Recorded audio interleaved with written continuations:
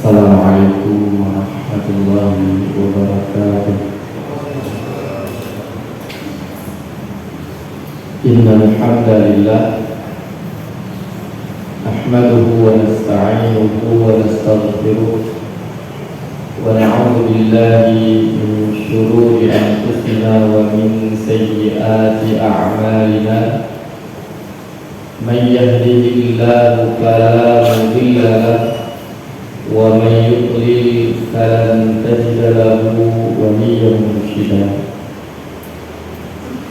Asyhadu an la ilaha illallah wahdahu la syarika lah wa asyhadu anna Muhammadan abduhu wa rasuluhu alladzi la nabiyya wa la rasula ba'dahu.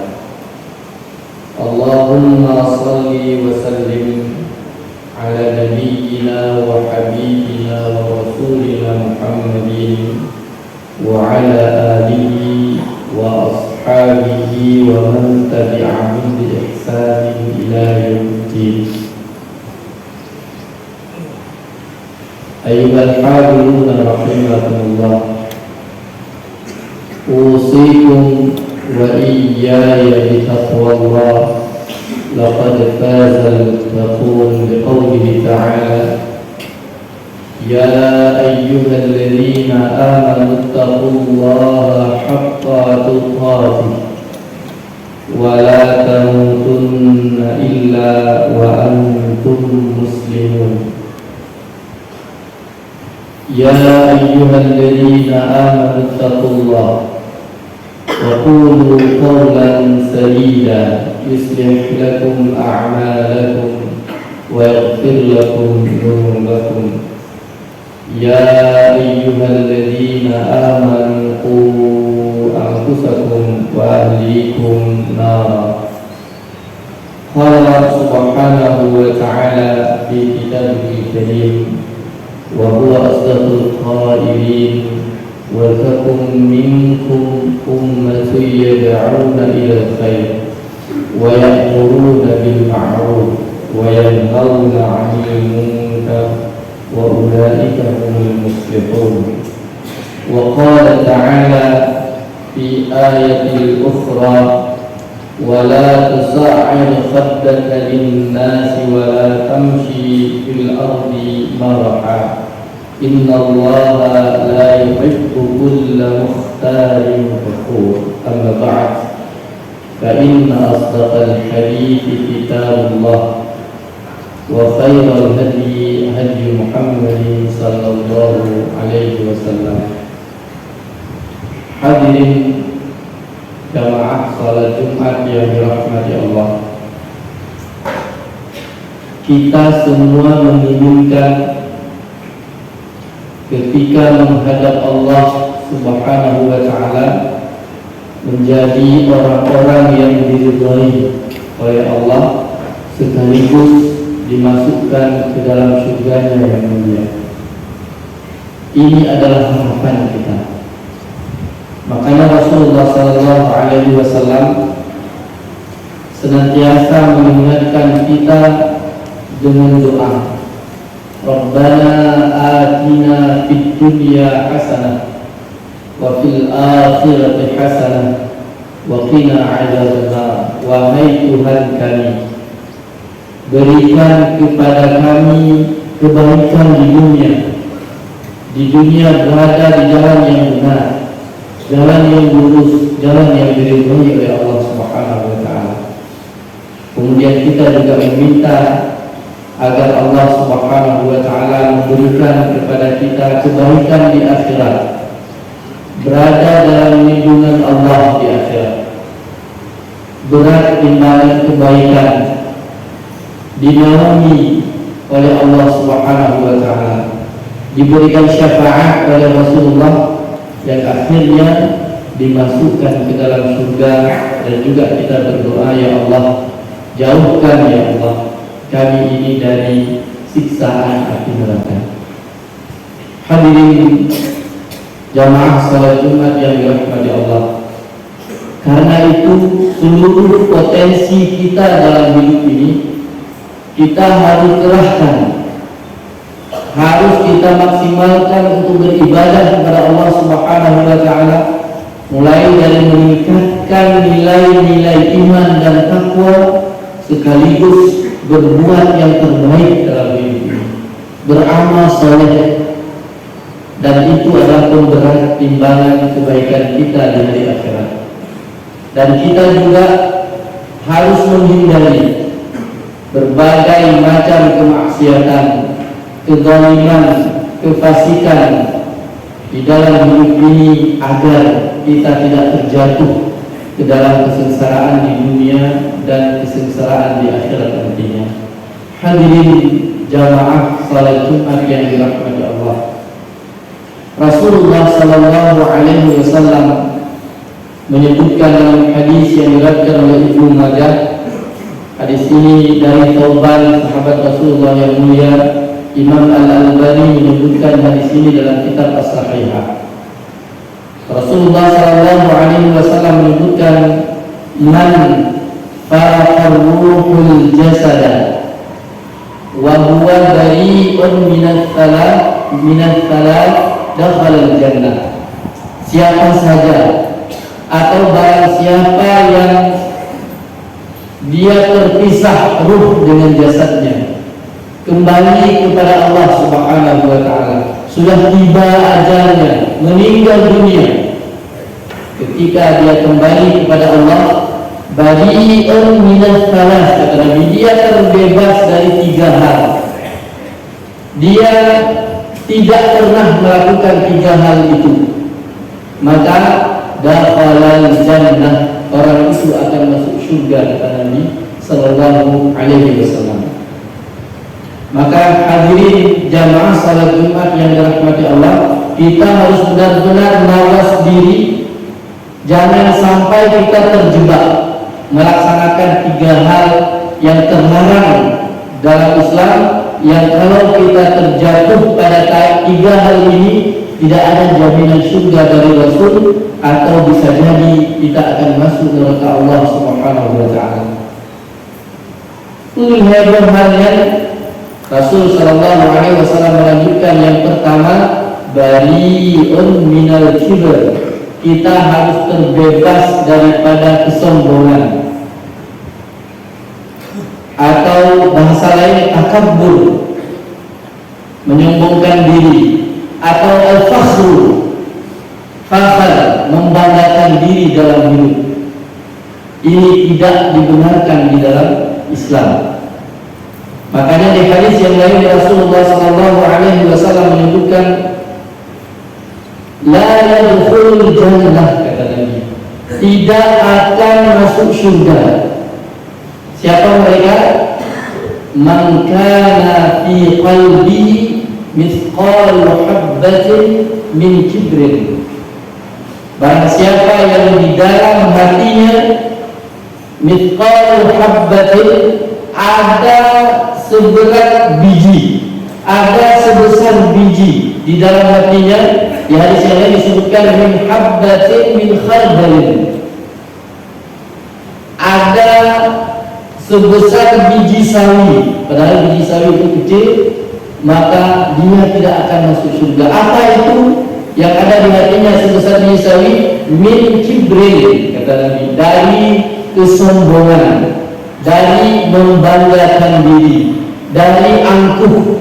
Rasul menyebutkan sombong itu adalah batarul haqqi wa ghamtun nas. Yang dimaksud dengan sombong menurut Rasulullah yaitu batarul haqqi, menolak kebenaran, menentang yang benar, tidak mau berbuat kebaikan, bahkan menolaknya. Kemudian yang kedua, wa ghamtun nas, yaitu meremehkan manusia yang lain. Ayo betulah yang betul, kemudian meremehkan, mengabaikan, tidak peduli dengan orang-orang sekitar. Makanya para ulama mencirikan orang-orang yang sombong itu minimal punya 3 ciri atau karakteristik. Yang pertama, orang sombong itu punya sifat merasa diri paling benar dalam hidup. Apapun yang dilakukan, maka dia pasti akan menganggap dirinya menganggap dirinya paling suci, paling dekat dengan Allah Subhanahu wa taala. Itu perasaan yang ada pada dirinya. Kemudian karena menganggap diri paling benar, paling perfect, maka timbul sifat yang kedua, dia akan menolak saran, tidak mau menerima masukan dari orang-orang di sekitarnya tentang dirinya. Kalau masukan itu untuk memuji dirinya, menguatkan dirinya, untuk membenarkan diri, maka dia akan bangga dan itu adalah teman dalam hidupnya. Tetapi kalau ada orang yang memberikan saran yang sifatnya membangun, mengkritik perilakunya yang kurang benar, sikapnya yang tidak bagus, dan itu untuk kebaikan dirinya, maka dia akan menolaknya dan dia akan menerjemahkan orang tersebut, menganggap orang tersebut belum paham, menganggap orang tersebut itu tidak pantas memberikan masukan dan lain sebagainya. Kemudian ciri yang ketiga, dia akan sangat dengki, dia akan iri kepada orang-orang yang dalam hidupnya lebih perfect, lebih bagus kedudukannya, lebih makmur daripada dirinya. Kenapa? Karena dia merasa disaingi, maka timbul kedengkian, timbul hasad pada dirinya yang membuat orang lain itu harus disingkirkan dalam kehidupannya. Maka tiga sifat ini itu tanda seseorang masih menyimpan sifat kesombongan di dalam dirinya. Hadirin jamaah salat Jumat yang dirahmati Allah. Dalam hadis yang lain yang diriwayatkan oleh Imam Ahmad, Rasulullah sallallahu alaihi wasallam menyebutkan, man mata, barang siapa yang meninggal dunia, wa hina yamutu, dan ketika dia meninggal, wa fi qalbihi mithqalu habbatin min khardalin min kibrin, la yadkhulul jannah, kata Nabi. Maka ketika dia meninggal dunia itu dia masih ada tersisa sedikit saja daripada sifat kesombongan. Yang pertama, la yadkhulul jannah. Riwayat yang menyebutkan la yahillu lahul jannah, tidak halal surga baginya. Wa la yariha rihaha, dia tidak akan bisa mencium bau surga. Walaupun bau surga itu sudah dapat dicium dengan jangkauan yang sangat jauh, tapi dia tidak akan menciumnya. Kemudian wala yaraha, dia sama sekali terhalang dari melihat surga. Maka orang-orang yang memiliki sifat sombong, hati-hati, pasti tidak masuk surga. Dia tidak bisa mencium bau surga, dan dia tidak akan melihat surga atau surga terhalang dari dirinya. Hadirin jamaah salat Jumat yang dirahmati Allah. Kemudian yang kedua kata Rasulullah sallallahu alaihi wasallam, yaitu bari'un minal ghurur. Agar kita bisa masuk surga, kita harus terbebas dari sifat ghurur. Ghurur itu adalah pengkhianatan terhadap amanah. Ghurur itu adalah kecurangan. Ghurur itu adalah mengambil sesuatu yang bukan hak kita, yang kita diamanahi untuk itu. Sebagaimana Rasulullah sallallahu alaihi wasallam menyebutkan, man ista'malnahu ala amalin farazaqnahu rizqan fama akhadha ba'da dzalika fahuwa ghulul, kata Nabi. Ketika ada seseorang itu yang kami pekerjakan, menjadi karyawan kami, dengan kerja itu farazaqnahu rizqan, kami memberikan nafkah kepadanya, menggaji dia, memberikan intensif kepadanya dengan sesuatu yang cukup untuk kebutuhannya. Fama akhadha ba'da dzalika fahuwa ghulul, kata Nabi. Maka ketika dia mengambil lebih daripada itu, lebih daripada gaji dan tunjangan yang sudah melekat pada dirinya, itu adalah pengkhianatan terhadap amanah. Makanya Rasulullah SAW menyebutkan bahwa orang-orang yang dipekerjakan, kemudian dengan pekerjaan itu dia memperoleh gaji, kemudian fakatamaha, dia menyembunyikan sesuatu. Nabi menyebutkan sebesar mislah, atau mungkin kita terjemah jarum, atau yang lebih kecil dari itu, fama fawqaha, atau yang lebih kecil dari benda itu, maka karena ghululan, itu adalah pengkhianatan. Maka pengkhianatan itu, kata Nabi, ya'ti yawmal qiyamah yahmiluhu, akan datang pada hari kiamat itu, dia akan membawa beban pengkhianatan itu pada dirinya. Rasul mencontohkan, wa in kana ba'iran, apabila dia mengkhianati itu sebesar unta, uang yang banyak mungkin kita maksudkan, maka dia akan memikulkan yahmiluhu ala unuqihi yaumil qiyamah. Dia akan memikulkan itu di hari kiamat, dan unta itu kata Nabi sallallahu alaihi wasallam, dia nanti akan bersuara sebagaimana suara di dunia ketika dipikulkan di akhirat. Kalau dia mengkhianati itu sebesar sapi, maka sapi itu juga nanti akan bersuara ketika dia pikulnya. Kalau dia khianati itu sebesar kambing atau yang kecil daripada itu, maka itu semua akan dibayar di hari kiamat, dan dibayarnya itu bukan dengan uang lagi, tapi dengan kebaikannya. Atau ketika dia tidak punya kebaikan, yang disebut Rasul menyebutkan, maka diambil ukhidha min khatayahu tsumma tuliha alaihi, diambil dosa orang yang telah dikhianatinya, kemudian dilemparkan kepadanya, dan dengan itu dia masuk ke neraka Allah Subhanahu wa taala. Maka hati-hati dengan pengkhianatan ini. Kemudian yang ketiga kata Rasulullah sallallahu alaihi wasallam, yaitu bari'un minad dain. Dia terbebas dari hutang. Ketika dia kembali kepada Allah Subhanahu wa taala, dia memastikan dirinya tidak tertinggal hutang dengan orang lain. Rasulullah sallallahu alaihi wasallam menyebutkan, yughfaru lisyahidi min kulli dhanbihi illa ad-dain, akan diampuni seluruh dosa orang yang meninggal di jalan Allah. Orang yang mati syahid itu seluruh dosanya diampuni oleh Allah Subhanahu wa taala illa ad-dain, kecuali hutang. Karena hutang itu akan dipukulkan beban kepadanya di hari kiamat. Dalam hadis yang lain Rasulullah sallallahu alaihi wasallam menyebutkan, nafsul mukmin mu'allaqatun, jiwa seorang mukmin itu akan terikat, akan terkatung-katung. Kapan dia terkatung-katung? Dengan hutangnya, bidain, dengan hutangnya, hatta yudza anhu, sampai hutangnya itu dilunasi. Kalau dia meninggal dalam keluarganya, ketika belum dilunasi, maka seluruh amalnya itu akan terkatung-katung dan tidak akan membawa kebaikan kepadanya. Hadirin jamaah salat Jumat yang dirahmati Allah, ini menjadi masalah dalam kehidupan kita.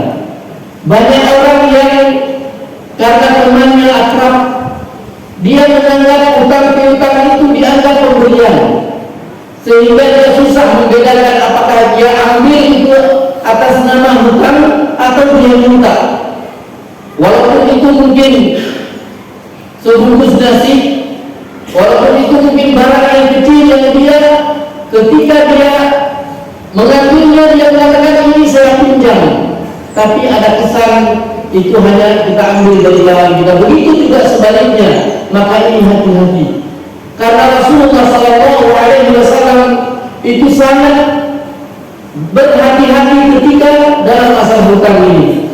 Bahkan Rasulullah sallallahu alaihi wasallam menyebutkan dalam hadis yang diriwayatkan oleh Imam Al-Bukhari, faman akhadha amwalan nasi, barang siapa yang mengambil harta orang lain, dia menghutang, dia meminjam harta itu, kemudian yang pertama yuridu ada dia menginginkan memang mengembalikan hutang itu.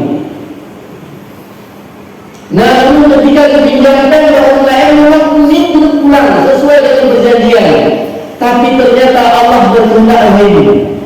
Allah menjemput ajalnya atau memanggilnya sampai dia belum bisa melunasi hutangnya. Kalau sudah niatnya dia ingin membayar, maka adallahu anhu, Allah Subhanahu wa taala akan melunasi hutangnya, kata Rasulullah sallallahu alaihi wasallam. Akan tetapi wa man akhadaha, dan barang siapa yang mengambilnya, dia menghutang pada orang lain, mengambil harta orang lain, yuridu islahaha, dia menginginkan memang untuk mengkhianati, tidak ingin membayar, dia ingin mengabaikan hutangnya, memang tidak peduli dia dengan hutang, maka aslafahullah, Allah akan menghancurkan dirinya. Allah Subhanahu wa taala benar-benar akan menghancurkan dirinya sebagaimana dia menghancurkan harta orang lain tidak mau membawanya. Hadirin jamaah salat Jumat yang dirahmati Allah. Oleh karena itu, 3 hal ini. Yang pertama tentang kesombongan, yang kedua tentang pengkhianatan atau kezaliman, yang ketiga tentang hutang. Ini akan dapat menghalangi kita untuk masuk ke surga Allah Subhanahu wa taala. Ini akan menghalangi jalan kita menuju ridha Allah. Maka hati-hati dengan ini. Lihat, 3 hal ini semua menyangkut dengan hablum minan nas. Menyangkut dengan hubungan kita dengan sesama manusia, menyombongkan diri di hadapan orang lain, meremehkan orang lain, mengkhianati orang lain, kemudian mengambil harta orang lain dan tidak ingin membayarnya. Maka 3 hal ini merupakan kezaliman besar yang dilakukan, dan ini akan membuat kita terhalang dari masuk ke dalam surga Allah Subhanahu wa taala. Akan tetapi kalau kita terbebas dari 3 hal ini, dari segi sifat kita tidak pernah menyombongkan diri. Kita adalah orang tawadhu yang menghargai orang-orang yang ada di sekitar kita, bahkan mencintainya sebagaimana mencintai kebaikan untuk diri kita sendiri. Kemudian berkasih sayang kepada orang lain, tidak pernah mengkhianati orang lain dalam hidup kita. Dan ketika kita berhutang, nah memang hutang-hutang ini adalah lumrah dalam masyarakat, tapi kita menjadi orang yang membayar hutang ketika waktu telah jatuh tempo. Maka insya Allah kalau kita meninggal dunia terbebas dari 3 hal ini, maka janji Rasulullah SAW, dakhalal jannah, kita akan masuk surga Allah Subhanahu wa taala. Barakallahu li wa lakum fi kitabihil karim, wa nafa'ani wa iyyakum bima fihi minal ayati wa dhikril hakim, wa taqabbala minni wa minkum tilawatahu innahu huwas samiul alim.